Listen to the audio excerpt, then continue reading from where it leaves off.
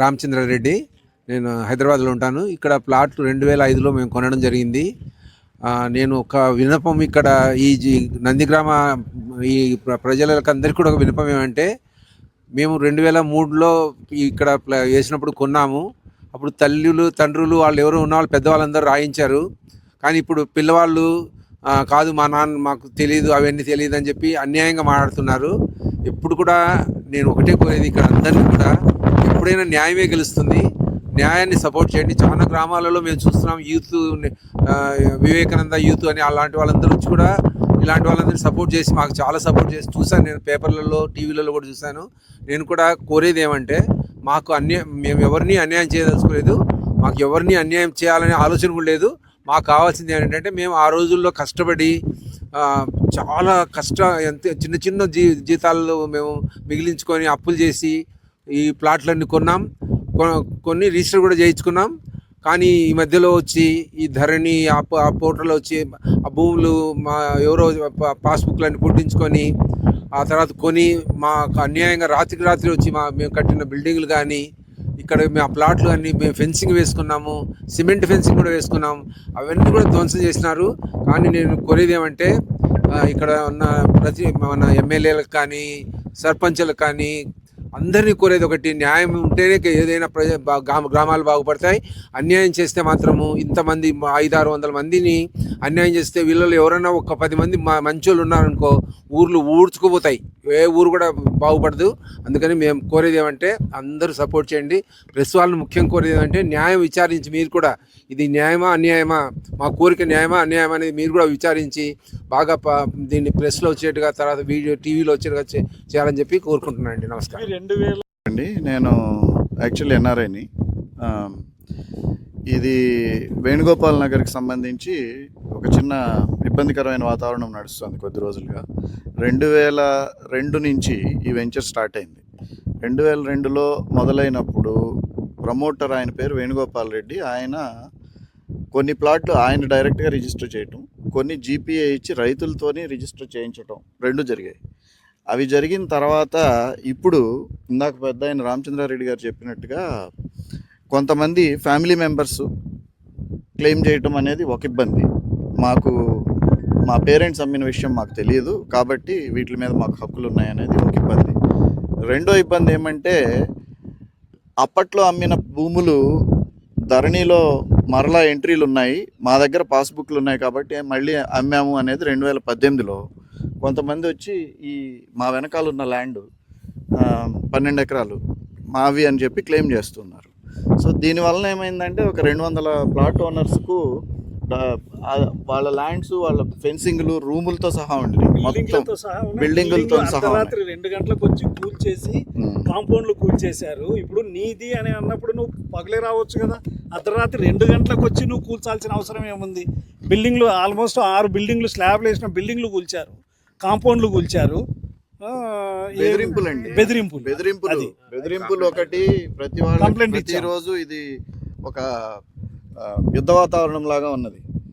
మేము దీని గురించి అఫీషియల్స్ని కలవటం, రిక్వెస్ట్లు పెట్టడం జరిగింది. దాని వలన ప్రస్తుతానికి స్టేటస్కో ఇద్దరు ఎంటర్ అవ్వద్దు అని చెప్పి ఒక ఆర్డర్ ఇచ్చారు.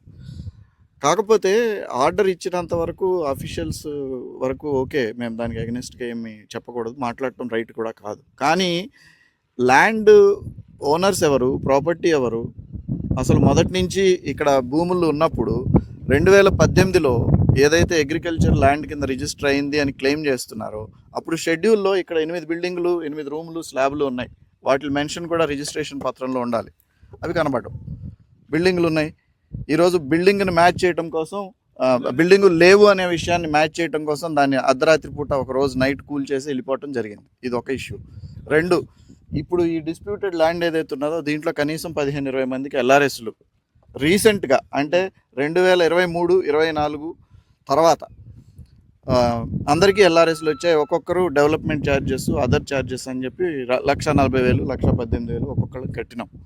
కట్టిన తర్వాత గవర్నమెంట్కి మేము ఇంత రెవెన్యూ కట్టిన తర్వాత స్టాంప్ డ్యూటీ, మేము రెసిడెన్షియల్ ప్లాట్ కింద స్టాంప్ డ్యూటీ కట్టిన తర్వాత అగ్రికల్చర్ ల్యాండ్ అని చెప్పి స్టాంప్ డ్యూటీ తక్కువ కట్టి అది మాది అని క్లెయిమ్ చేయడం ఎంతవరకు లీగల్గా కరెక్ట్ అనేది అందరూ ఆలోచించాలి. ప్రెస్కి మాకంటే ఎక్కువ తెలుసు ఈ విషయాలన్నీ. మేము డెఫినెట్గా ప్రెస్ని నమ్ముకున్నాం, జనాన్ని నమ్ముకున్నాం, ధర్మాన్ని నమ్ముకున్నాం అంతే. 2003లో మేము బిల్డింగ్లు కట్టాం.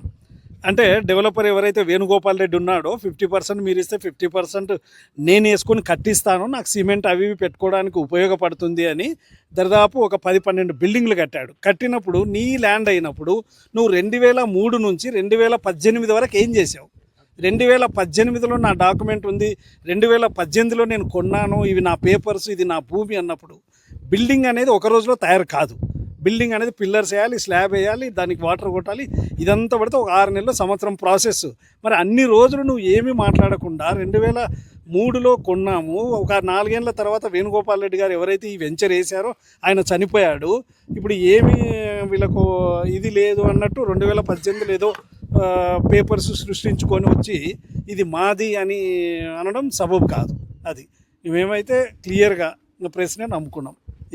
ఇవి అందరికీ రిపోర్ట్లు ఇచ్చాము, అందరికీ చేసాము, అందరినీ కలిసాము, కలవాల్సిన వాళ్ళందరినీ కలిసాము.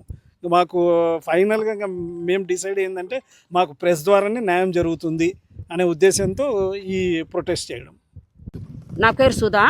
2003లో వేణుగోపాల్ రెడ్డి దగ్గర ప్లాట్లు కొన్నామండి. సారా ఫ్యామిలీ దగ్గర నుంచి కొన్నాము. వేణుగోపాల్ రెడ్డి సారా ఫ్యామిలీ నుంచి కొన్నాడు. కొని మాకు వేణుగోపాల్ రెడ్డి డైరెక్ట్ రిజిస్ట్రేషన్ చేశారు. ఆ సారా ఫ్యామిలీ వాళ్ళు వచ్చి ఇప్పుడు మావి ఇవి మా నాన్నగారు అమ్మినారు, మాకు తెలియదు, మేము ఆక్యుపై చేసుకుంటాం, మావి ఇవి అగ్రికల్చర్ ల్యాండ్లు అనేసి వాళ్ళు అగ్రికల్చర్ ల్యాండ్ కింద మార్చుకొని మళ్ళీ ముస్లిమ్స్ వాళ్ళకు సేల్ చేసుకుంటున్నారండి. మేము కొన్న వాళ్ళం ఏమైపోవాలి? ఇప్పుడు ఆ రోజులలో డబ్బులు లేని రోజులలో కొని చిన్నపిల్లలు ఉంటే అమ్మాయిలకు కట్నం కింద ఇచ్చుకొని చేసుకున్నాం మేము. ఈ రోజులలో వీళ్ళు వచ్చి మాది అని వాళ్ళు కంచెలేయడము, కాంపౌండ్ వాళ్ళు కట్టుకోవడము అన్యాయం చేస్తున్నారు వాళ్ళు. అందుకు మీరే న్యాయం చేసి ఫ్రెష్ వాళ్ళే న్యాయం చేసి మా ఫ్లాట్లు మాకు ఇప్పించగలరని కోరుతున్నాను. If you are struggling with your monthly expenses, then this might be the most important video for you. నమస్తే అండి, నా పేరు సరళ. మా హస్బెండ్ పారామిలిటరీ. మేము మిలిటరీలో ఉన్నప్పుడే ఇక్కడ కొన్నాం 2003లో. అప్పుడు మాకు ఆఫ్ ద పర్సెంట్ వాళ్ళకి ఇచ్చి మా కన్స్ట్రక్షన్స్ కూడా నడిచినాయి, మేము బిల్డింగ్స్ కూడా కట్టారు. బట్ ఆయన మాకు హ్యాండ్ ఓవర్ చేయకుండా చనిపోయారు. ఇప్పుడు వాళ్ళు 2018లో ధరణి పోర్టల్లో మార్చుకొని పాస్బుక్లు సృష్టించుకొని మాది గవర్నమెంట్ ల్యాండ్, ఇది అగ్రికల్చర్ ల్యాండ్ అని చెప్పేసి వస్తున్నారు. మేము ఆల్రెడీ వాళ్ళని అడిగాము, చెప్పాము, అందరికి కంప్లైంట్ పెట్టాము, ఎఫ్ఐఆర్లు కూడా చేయించాము.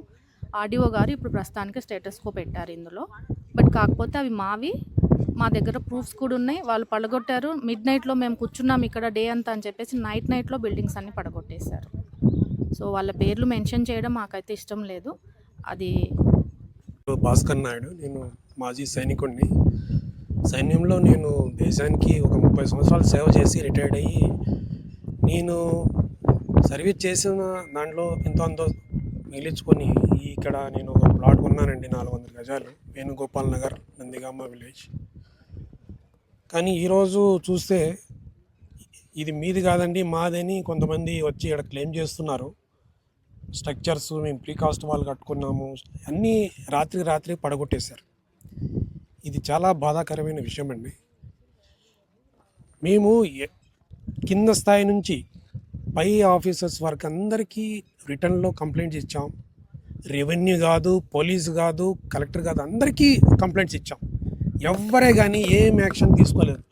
లాస్ట్ మూమెంట్లో వచ్చి బోర్డులు పెట్టేశారు అంతేగాని ఇక్కడ వీళ్ళు ముందుగానే యాక్షన్ తీసుకుంటే ఈ సమస్య ఎంతవరకు వచ్చేది కాదు. కానీ ఇంతమంది ఎందుకు సఫర్ అయ్యారు వాళ్ళు? అంటే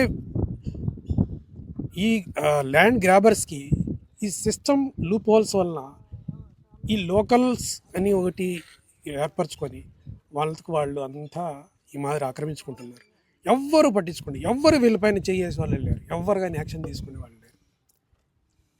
ఎంత ఇబ్బంది అవుతుంది, ఎంతమంది సఫర్ అవుతున్నారు. నా రిక్వెస్ట్ ఏమంటే ఈ విషయం ప్రభుత్వం గమనించాలి, దీన్ని తొందరగా క్లియర్ చేయాలి. అదే మా request. Thank you. One of the plot owner sir. ఇది అందరి యొక్క ఎంతో కష్టం మీద వాళ్ళ సేవింగ్స్, లైఫ్ సేవింగ్స్, వాళ్ళ ఒక నమ్మకం మీద, వాళ్ళ ఎమోషన్ మీద వాళ్ళు కష్టపడి సంపాదించుకొని జీవితపు సేవింగ్స్ ఏవైతే ఉన్నాయో అవన్నీ తీసుకొచ్చి ఇక్కడ పెట్టారు. ఎంతోమంది దీన్ని బేస్ చేసుకొని వాళ్ళ ఇన్వెస్ట్మెంట్ని బేస్ చేసుకొని వాళ్ళ ఫ్యామిలీస్లో కమిట్మెంట్స్, పిల్లల విద్యకు కానీ, పిల్లల చదువులకు కానీ, పెళ్ళిళ్ళకి కానీ, కట్నాలకే కానీ, దేనికైనా సరే ఆపద్ధర్మంగా లాస్ట్ మూమెంట్లో మనకి ఇది హెల్ప్ అవుతుంది అని ఎంతోమంది retired people they are really suffering with lot of pain in silence. వాళ్ళ మెంటల్ ఎగోని, trauma, it is beyond words. So ఇంత హార్డ్ వర్క్ చేసి వాళ్ళు జీవితపు సేవింగ్స్ ఏవైతే ఉన్నాయో తీసుకొని వచ్చి ఇక్కడ పెట్టారు. ప్రతి ఒక్కరికి చాలా వరకు ఎల్ఆర్ఎస్లు అయినాయి, కన్వర్షన్స్ అయినాయి, నాలా కన్వర్షన్స్ అయినాయి, డోర్ నెంబర్లు ఉన్నాయి, ఇల్లులు సైతం కట్టుకొని ఉన్నారు. Over a period of time ఒక్కసారిగా ఉన్నట్టుండి ఇవన్నీ జరగవు కదా. సో ఇంత ఒకవేళ నీ పక్షాన, ట్రెస్పాసర్స్ పక్షాన ఒకవేళ లీగల్గా ఉంది, ధర్మంగా ఉంది అని అంటే వాళ్ళు రాత్రికి రాత్రి ఈ 20 సంవత్సరాలు, 22 సంవత్సరాలు కానీ, 25 సంవత్సరాలు కానీ ఏం చేస్తున్నట్టు? ఇవన్నీ కళ్ళ కనపడకుండా ఏం పోవు కదా. ఇక్కడ ప్లాటింగ్ అయ్యాయి, నెంబర్స్ అయినాయి, కడీలు వేశారు, ప్రీకాస్ట్ వాల్స్ కట్టుకున్నారు, డోర్ నెంబర్స్ వేశారు, కొంతమంది ఎలక్ట్రిసిటీ కనెక్షన్ తీసుకున్నారు, గవర్నమెంట్కి ట్యాక్స్ కడుతున్నారు. ఇవన్నీ ఊరికనేనా? అంటే సిస్టంలో ల్యాప్సెస్ మేము తట్టుకోవాలన్నా? మేము ఏ విధంగా రెస్పాన్సిబుల్? ఈ స్కామ్స్ అనేది ఎక్కడ జరుగుతున్నాయి? అసలు దీనికి రూట్ కాజ్ ఏంటి? ఆ సిస్టంలో లూప్ హోల్ ఏంటి? ఆ సిస్టంలో లూప్ హోల్ కరెక్ట్ చేయరా? ప్రభుత్వాలు మారాల్సిందే కానీ సిస్టమ్స్ ఎప్పుడు అట్లాగే ఉండాల్సిందేనా? దీనివల్ల చాలామంది సఫర్ కావాలా? ఇవన్నీ అవసరమా? So this is very important issue, crucial issue and national issue. ఇవాళ ఒక వేణుగోపాల్ నగర్ లేఅవుట్కే పరిమితం చెందింది కాదు, ఇలా చాలామంది సఫర్ అవుతున్నారు. సిటీలో కాకపోవచ్చు, స్టేట్లో కాకపోవచ్చు, ఇతర రాష్ట్రాల్లో కూడా ఈ సిస్టమ్ ల్యాప్సెస్ వల్ల దాంట్లో ఉన్న లోప్ హోల్స్ ఆ టెక్నికల్ ఎక్స్పర్ట్స్ని పట్టుకొని మ్యానిపులేట్ చేసి వాళ్ళ పేర్లు దాంట్లో ఎక్కించేసేసి అప్పట్లో కొంతవరకు అవేర్నెస్ సరిగ్గా లేకపోయి ఉండొచ్చు, ముటేషన్ చేసుకోవాలనే ఒక ఇది తెలియపోయి ఉండొచ్చు. అది ఒక లూప్ హోల్గా తీసుకొని, అది ఒక వీక్నెస్గా తీసుకొని సిస్టంలో ఏమున్నాయి, ఎంత అడ్వాంటేజ్ తీసుకుందాము అని చెప్పేసి దాని లోపలికి వెళ్ళి అక్కడున్న టెక్నికల్ ఎక్స్పర్ట్స్ని పట్టుకొని మ్యానిపులేట్ చేసి వాళ్ళవి పేర్లు ఎక్కిచ్చేసేసుకొని ఒక రికార్డ్స్ క్రియేట్ చేసేసి ఫ్యాబ్రికేటెడ్ రికార్డ్స్. ఎవరైతే ట్రెస్పాసర్స్ ఈరోజు రికార్డ్ అంటున్నారో, అగ్రికల్చర్ ల్యాండ్ అంటున్నారో, అగ్రికల్చర్ ల్యాండ్ ఎలా అవుతుందండి? 20 సంవత్సరాల క్రితం కన్వర్షన్ అయిన ల్యాండ్, 20 సంవత్సరాల క్రితం ప్లాటింగ్ అయినటువంటి ఒక లేఅవుట్, కొన్ని బిల్డింగ్లు కట్టినటువంటి, కన్స్ట్రక్షన్ అయినటువంటివి, డోర్ నెంబర్లు తీసుకున్నటువంటి, ఎలక్ట్రిసిటీ బిల్స్ పే చేసినటువంటివి, ట్యాక్సులు కడుతున్నటువంటి, ఇవన్నీ ఊరికనేనా? ఇవన్నీ ఐవాష? వీళ్ళ కష్టాజితం ఏం కావాలో? రిటైర్మెంట్ పీపుల్ వీళ్ళంతా ఎంత ఎడ్యుకేటెడ్? దీంట్లో డాక్టర్స్ ఉన్నారు, ప్రొఫెసర్స్ ఉన్నారు, ఎడ్యుకేషనిస్టులు ఉన్నారు, లెక్చరర్స్ ఉన్నారు, బ్యాంక్ పీపుల్ ఉన్నారు, డిఫెన్స్ వాళ్ళు ఉన్నారు, మిలిటరీ వాళ్ళు ఉన్నారు, ఆర్మీ వాళ్ళు ఉన్నారు. ఇంతమంది వీళ్ళ యొక్క కష్టాజితం వీళ్ళు దోచుకొని వెళ్ళాలా? ఇలాంటి మాఫియాకి ఇంకా అడ్డుకట్ట లేదా? గవర్నమెంట్ ఏం చేయదా? మేము ఎవరు నమ్ముకోవాలి సార్? ప్రెస్ని తప్ప, అఫీషియల్స్ని తప్ప. అఫీషియల్స్ కూడా కుమ్మకైతే మేమేం చేయాలా? అది ఒకటి మా యొక్క తీవ్రమైనటువంటి ఒక మనోవేదనని గమనించి దీన్ని అడ్రస్ చేసి దీన్ని ఒక నేషనల్ ఎజెండాగా, అసలు దీన్ని వెనకాల ఎవరున్నారు, ఈ సిస్టమ్ లూప్ హోల్ ఎందుకు వచ్చింది, ఆ సిస్టంలో కరెక్షన్ ఎక్కడ చేయరా?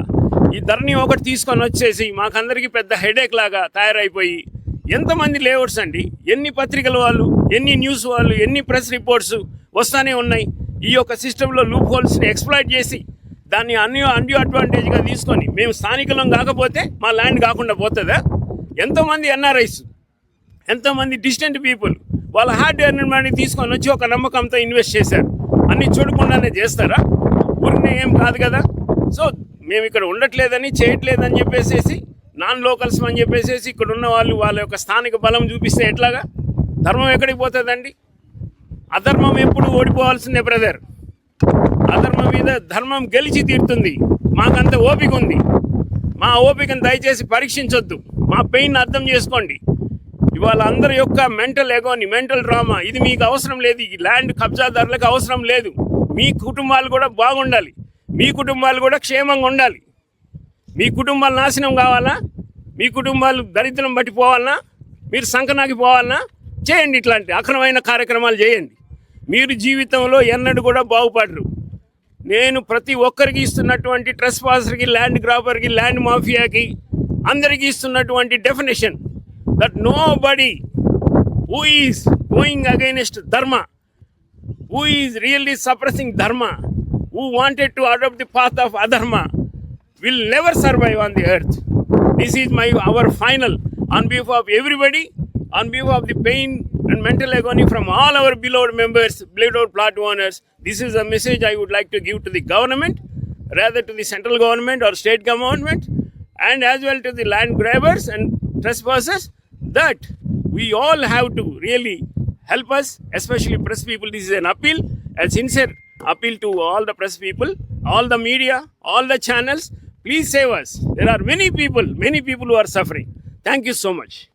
अगर एक जगह से लोन रिजेक्ट हो गया है तो 5-6 जगह